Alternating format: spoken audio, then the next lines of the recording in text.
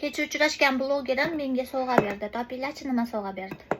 Menimcha hamma o'sha videolarimda ko'rdi shekilli nima sovg'a berganini, chunki menda yangi narsa paydo bo'lib qoldi.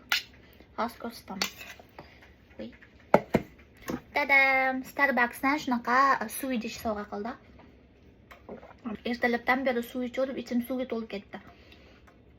Chiroyliligidan ham ichkim kelib ketyapti. Starbucks kafesi Koreyada juda ham mashhur. Ko'p koreyslar Starbucksdan kofe ichadi. Ta'mi boshqacha deydi.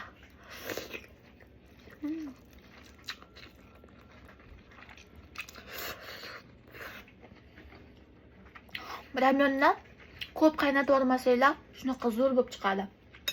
Ta'mi juda ham boshqacha bo'lib chiqadi. Maksimum 2 minut qaynatsanglar bo'ldi, yetadi.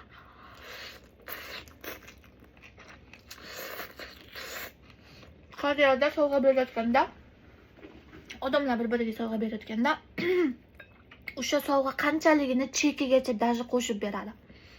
Чтобы bilsin qanchalik pulga olganini, qancha pulga sovg'a olib berayotganini bildirish sifatida chekini ham ichiga solib qo'yadi.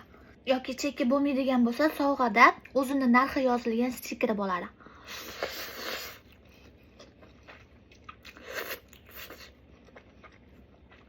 Menimcha O'zbekistonda sovg'ani narxini yashirib bersa kerak.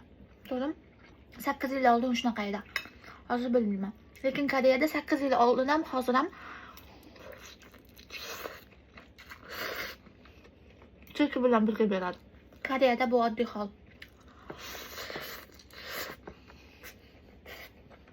Nima deb o'ylaysizlar? Sovg'a berayotganda o'sha sovg'ani qanchaga olganingizni bildirish kerakmi yo bildirish kerak emasmi?